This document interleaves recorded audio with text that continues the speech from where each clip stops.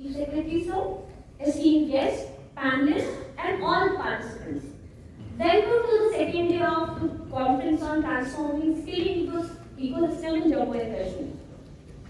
Yesterday was the day of setting the vision. Yesterday was the day of a lot of discussions. Firstly, I would like to express my sincere gratitude to all of you who shared your opinions and contributed to the discussions yesterday. Today, we will continue to build on those conversations and dive deeper into some functional areas of implementation, like infrastructure, curriculum, manpower management, and tech systems. To open the discussion, I am pleased to invite Shirati Ranjanji, Secretary, Skill Development Department, to deliver the welcome address.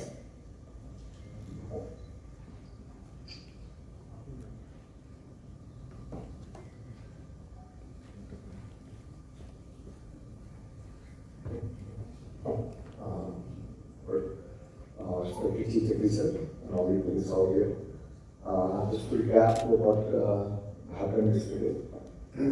First of all, there was a presentation from my side only, inviting the vision of the Indian government, what we are looking at right from the early schooling till the final employment happens for every student and I will say every youth of the JNK. And not only that, they're also looking for not only the youth, but those who have crossed the youth line, plus 35 or plus 40 years, they're also looking for the self-employment skilling for them, those guys also who have crossed a particular age limit. And after that, there was a discussion with the industry, and the analysts from the industry side, we wanted to know what as an employer they're looking for, which is missing in the skilling ecosystem. And we could note that the employers, what we could gather is that the employers are mostly looking for soft skills, communication system, and other skills that are primarily required. That we covered that some skills are required for everybody. Some skills are universal, that is required for everybody. And then there are sector-specific skills that is required for in compartments. Some skills are universal, and some skills are required for tailor-made for particular set of people.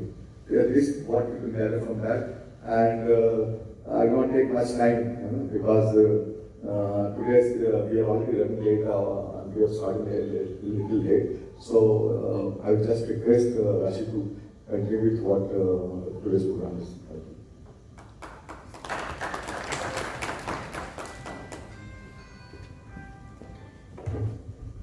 Thank you, sir. Now, I would like to invite and welcome Mr. Srikant Sinha, CEO of Telengana Academy of Skills and Knowledge. Mr. Sinha brings over 34 years of leadership experience, spanning across corporate and social sectors, including a tenure as the CEO of NASCOM Foundation. Welcome, Mr. Sinha.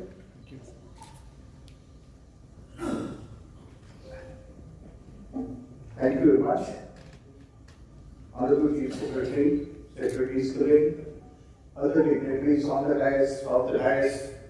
It's indeed a pleasure for me to be present amongst all of you here today on this occasion, which is just 2 days after the World Youth Skill Day. I bring you greetings from the youngest state of India to, as has been said, to the most beautiful state in India. Task, if you look at it, had its genesis in something called as IEG, that was Institution of Electronics Governance, way back. Is there a possibility for me to use a paper or something? Or who would be? Okay, you will be doing that? All right, thank you.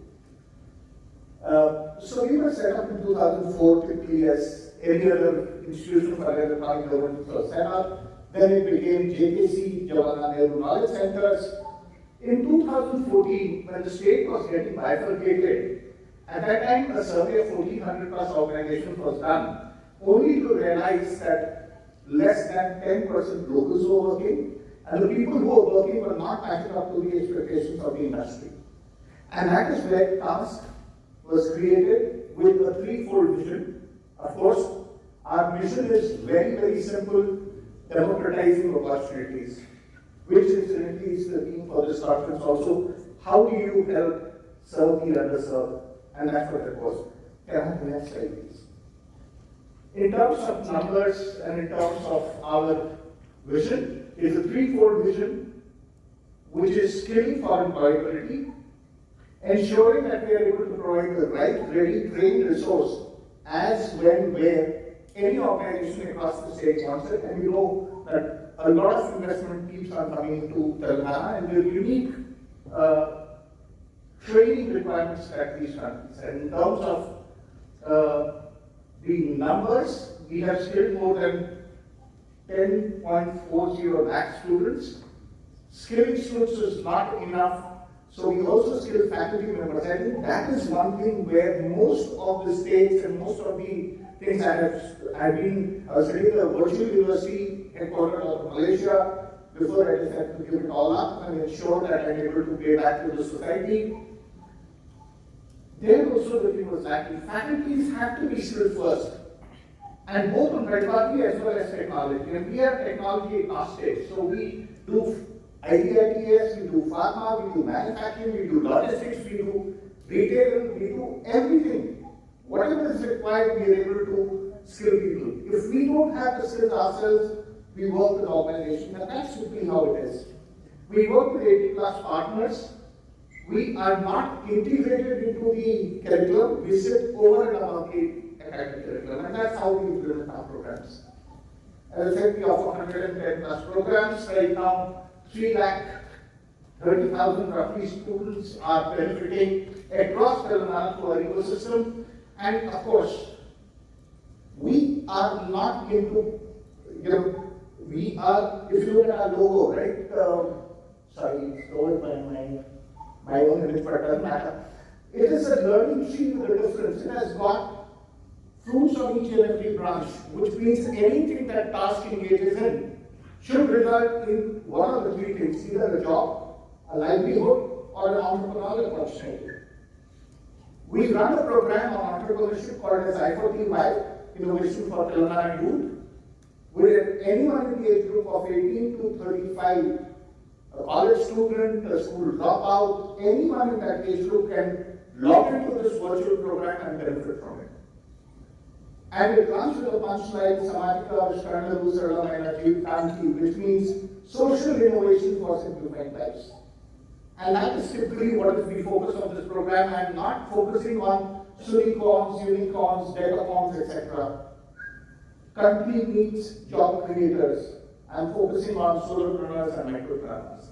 And that's typically what our programs are all about next. Niti Aayog, of course, has recognized our model, which has emerged over the years as the best model to be emulated across different states. And that's the reason why I'm here today to talk about tasks in the Telangana model, so that there could be some takeaways for all of you to implement. And I'd like to thank the organizers for providing me this opportunity to present about tasks. Next, please. This is our model of task. As I said, we sit over and above the curriculum itself, implementing skills which are identified by looking and working with CII, FICCI, FDCCI, NASCOM, ICIA, all different industry bodies, plus 700 companies advertise their entry-level jobs on our portal itself. Right? Across, and probably later on, if you have time, please, I will invite all of you to have a look at our portal also, because it's extremely functional and 100% transparent. So that's where we identify the gaps, working along with these 700 companies, our 100+ partners that I spoke about earlier, and create the curriculum accordingly. We have seen one thing, the typical mistake that everyone does: you start skilling the person, the youth, in his final year. Right? We do it in a diagonal learning approach. Just to give you a rudimentary fundamental example, we start with AutoCAD basic in first year, second semester. Second year is user. Third year is advanced or professional. Right? In case it is an engineering student, then in the fourth year is a project or specialization. And that's how we have staggered it, so that by the time the person finishes his or her education, he is already employable. Right? As I said, 700 plus companies advertise the job level, and we work on a push and pull method, which means we advertise on our portal the jobs. And I think we are the only organization across India where so many MNCs and other companies advertise their entry-level jobs, 0 to 2 years. That's what we focus on. Apart from that, what we also do is we send out mails to our students, whoever becomes eligible. Out of our 330,000 odd students, we send them a mail saying that there is a new job that has been posted today. You are eligible for it, please apply. So it's a push and pull, ensuring maximum employability happens. The second model, people who are not in colleges, maybe dropouts, maybe underemployed, unemployed, we have a finish in school model, which is anywhere from 15 days to 3 months, where we focus on the industry vertical. For example, cyber forensics, right? As part of cyber security, cyber forensics. So what we do over there is we get students into our regional centers. So we have about 15 regional centers also established by TASC, apart from the 764 plus colleges that you saw on the first slide. All these colleges are my centers also. So I don't invest too much in establishing centers. I use existing colleges across the state, 764 of them, as my centers also. People who are not in colleges, I get them to my regional centers to skill them. And that is where we run finishing school models. Minimum 70% people get employed out of the batch itself. And because we have very, very customized kind of program for that industry. First, a general program, second is customized program to the industry, and the third model is the most unique model, which is called as First Day, First Up Productivity Program. Right? And I talk about it a little later because I have a case study on that, which I'll quickly walk you through. But we co-create the program itself, and if people need 50 students, we will train about 120 people. And 1/3 of the program we convert it into a hire, train, and deploy model. If I don't have subject matter experts, I go back to the organization, raise my hand and say, look, I don't have aircraft engines in my labs. I don't have faculty members for teaching aircraft, so please send your trainers, which is available for all. Right? And that's typically our model.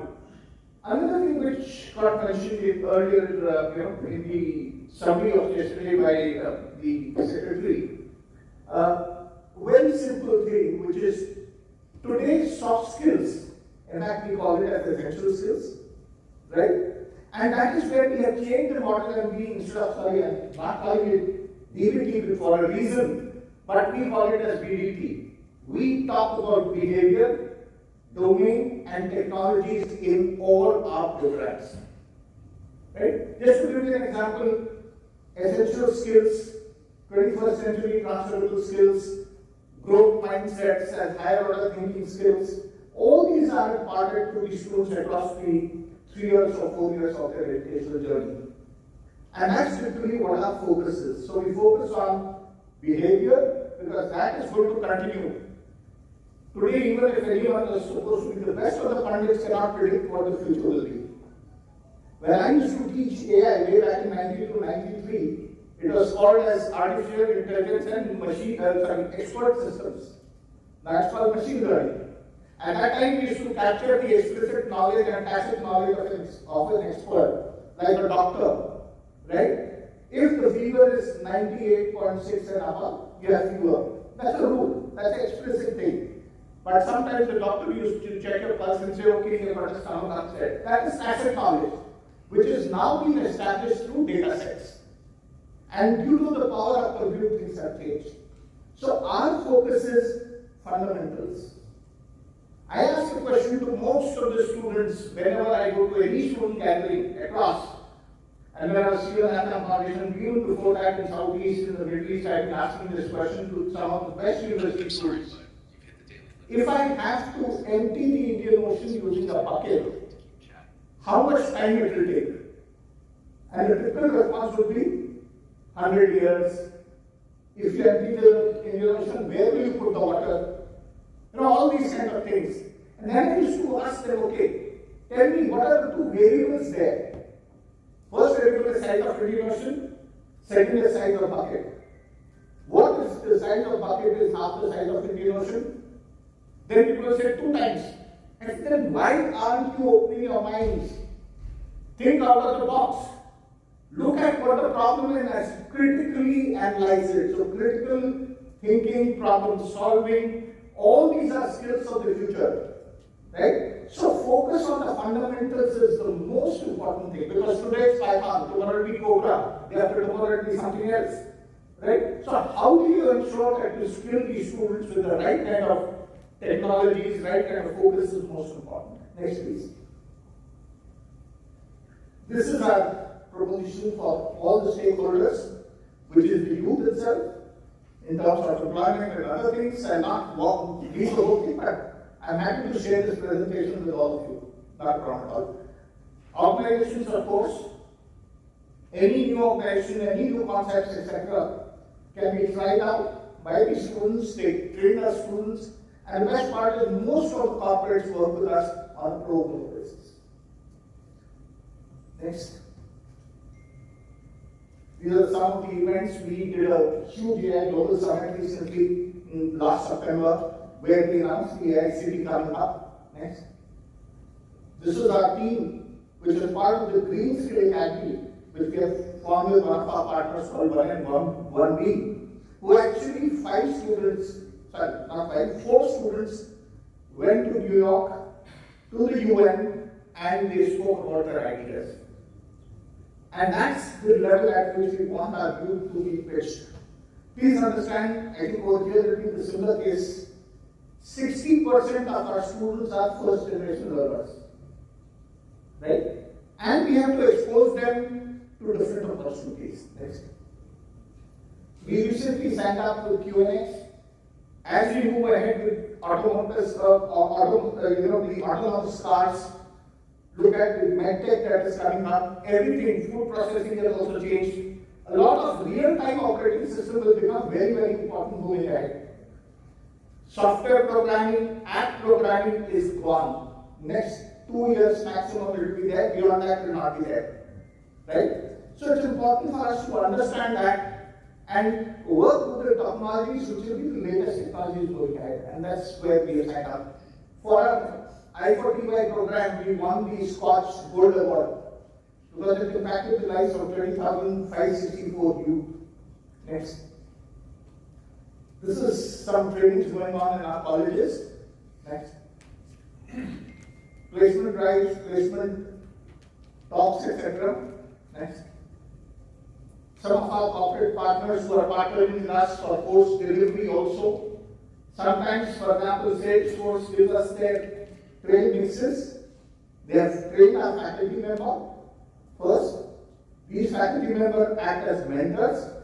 Of course, one thing we definitely do is, if you have undergone a training over there, right, in any of these companies, then you have to conduct a batch of 20 to 30 people minimum in your college. Otherwise, you will not get your skill teams certificate from that company. That is something, so it's a carrot and stick approach that we use for ensuring that progress is done. Next, please.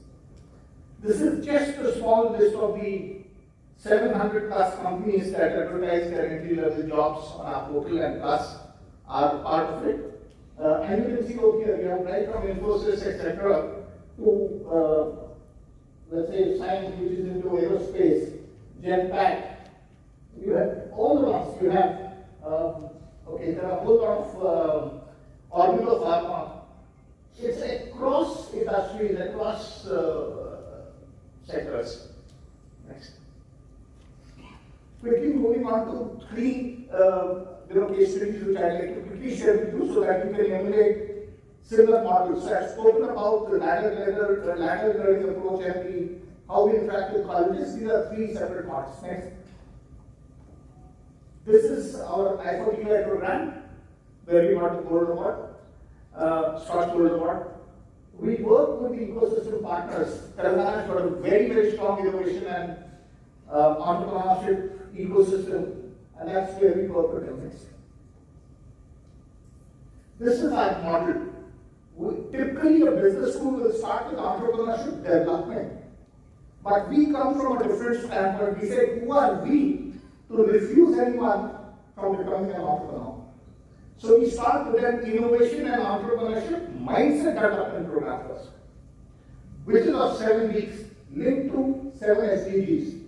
Over there we cover opportunity mapping, problem identification, problem solving, rural innovation, design thinking, and this is a complete experiential and storytelling model. There is no theory in it.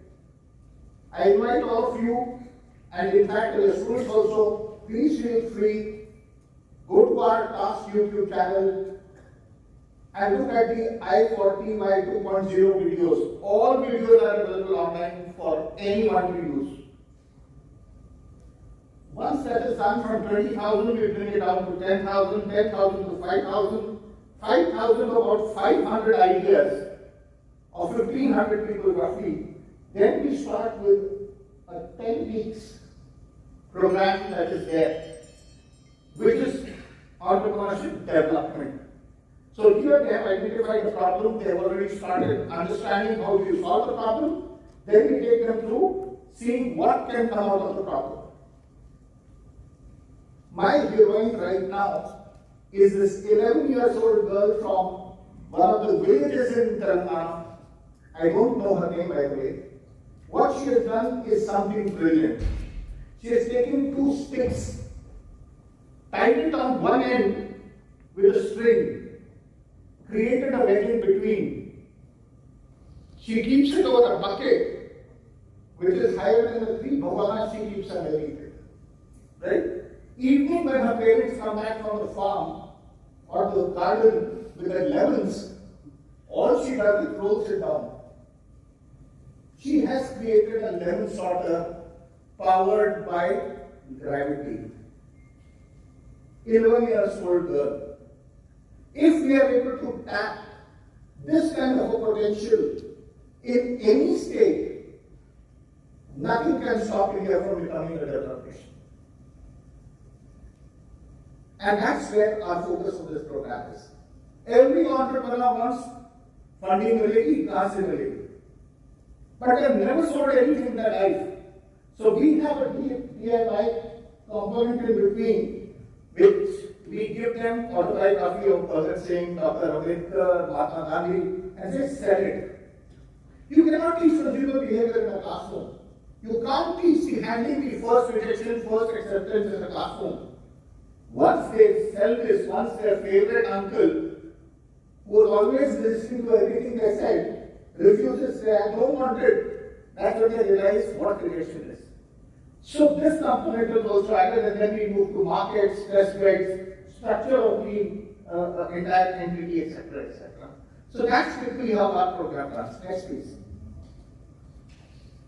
As I said, 7 SDGs and storytelling. So, for example, healthcare, we have the CEO of CAMFAM, which is an organization which has been into existence at a national level for about 7-8 years into medtech, into healthcare.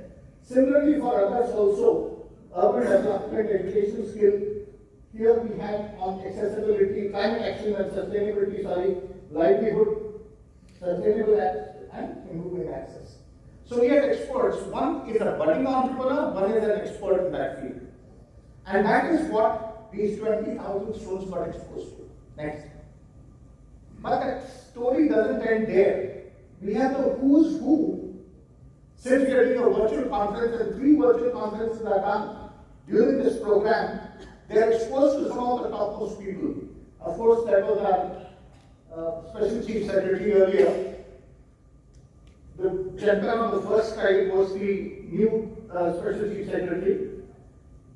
Professor Anil Gupta is extremely famous. He is the person who had led this National Innovation Foundation along with Dr. Pranav Mukherjee. He runs Honeybee Network, Gyan, multiple organizations which are innovation at grassroots. So he was there. Dr. B.V.M. Reddy. He was on the AICT committee itself which said no more engineering colleges till we change the curriculum. Right? So he was there, and of course we had a lot of other people, but every time in the session there are pitch sessions from entrepreneurs also. Come to the second one, Anshu Gupta of Gunj. So this was the social track that we did. And finally the crowning thing was fireside chat with Padma Shri Dr. Kiran Kanik, World Wildlife Foundation President of NASCOM, Mr. Pradeep Gupta. I'm sure some of you while growing up would have gone through this PC Quest, Data Quest, Voice and Data, etc. He is the chairman for that group and my first super boss in '87. We had Dr. Ganesh Natarajan, we had Padmaja Rubrel, who is the co-founder for India Angel Network. We exposed them to these kind of people, including Dr. Krishna Ella from Biotech.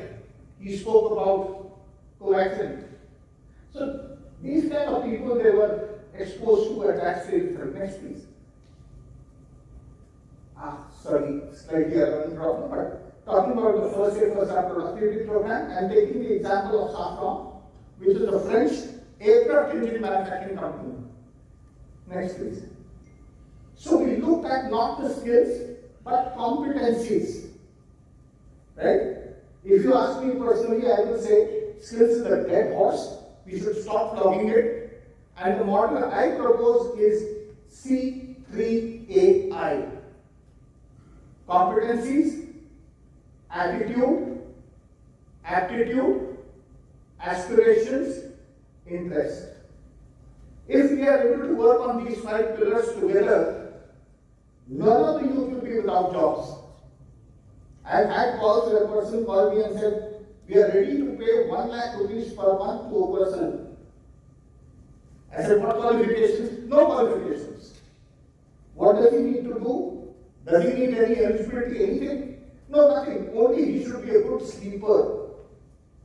Aram se sona chahiye usse. He should not have a disturbed sleep. The company was sleep well. They wanted someone to help them with the R&D. So there is no dearth of jobs. Right? If anyone tells you jobs nahi hai, that's a wrong statement. There are plenty of jobs. You have to match the skills of a person, the competencies of a person. So in this case for Safran, it was hand dexterity, 3D visualization, designing and spatial thinking. Now all these were the qualities and that's how we checked them. If you see the top left corner photo, I don't know how visible it is to you, but their hand dexterity today, we had given them nuts and bolts of different sizes. And if you see that other lady, she was timing them, how quickly you can do that, right? To check the hand dexterity. We gave them an A3 sheet and said fold it 16 times just to see how carefully they do it. The next one over there, just by seeing where the pins are and where the disc, plastic disc, where the holes are, you're supposed to put it immediately over there. Again, your time. So we are looking at these competencies instead of plain simple skills. There was no paper pencil test, 3D. A plane comes and stops only for half an hour. Whatever requires to be done has to be done on file. Seeing the 2D part of it, you should be able to understand the piche kya. What is the 3D part of it? So that was there. And of course, general aptitude we check. Next. Safran, we don't have aircraft engine experts, etc. Safran flew their people down from France and Morocco for implementing this program. And please see the kind of students who were part of this program. Absolutely underserved. Absolutely underserved. Purely underserved. They were from our polytechnics. When Safran came to me, they said, we want people from aeronautical engineering colleges. We had just 3 institutions. And they were getting trained on World War II planes, crane plane, which was absolutely outdated. We took it to our polytechnics. We said, please test competencies. We did the testing to that. People who would have become electricians and mechanics in the districts, we had to change their mindset. There were some minority girls. We had to talk to their parents. because this was a 45-day training program where they had to move from the districts to Hyderabad for the training.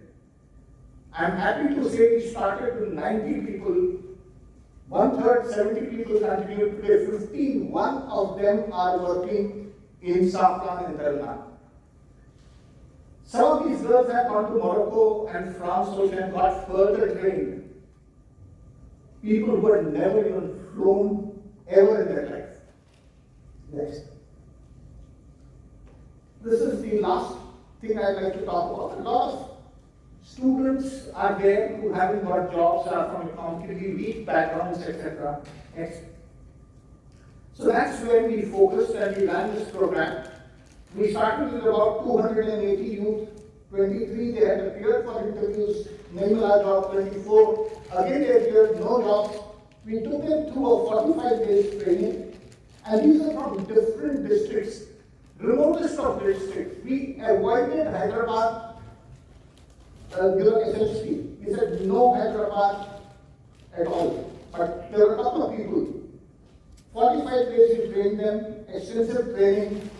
UBS recruited them on a salary of 6 lakhs per annum. Today also they are working over there as software engineers, cyber security experts, infrastructure engineers, etc. And a company like Union Bank or Switzerland is so happy with it that they want to run more such programs. Yeah. This is the pure underserved that we work on. This is democratizing opportunity. Next, please. Class in progress. Press talking about the program. Next. Coming finally to the testimonials for all the 3 programs. The first one created, that was part of our effort EY, where the boy created a sign language interpreter. So thank you. Claps. If you would talk in those terms, automatically that video would get created and played. So using AI, we have created that model. Second word to young girls from one of the districts who said, why should female hygiene products be sold only at the Infosys and Wipros of the world? Why not at bus stations and railway stations? So we created a vending machine for natural pads and female hygiene products. This one, of course, third one is Vishal, who is still working with, he had joined UBS recently. I'd also like to talk about Farhana. Coming from Mehboob district, she had never seen the outside world. And that's where I will work in aviation industry, and today also she has gone to Morocco and France. First time she went on a plane was when we were there to receive our Scotch Award. That's the time she went along with me. And here we have the past director of Safran when this program was running. They had recruited 27 females and 24 males. And that's what it was. Next. I didn't go into this, but yes, over the years we have won a lot of awards. That's about the list. Is only the thank yous, right? Thank you very much for this opportunity. I hope there have been some papers and I'm happy to engage you for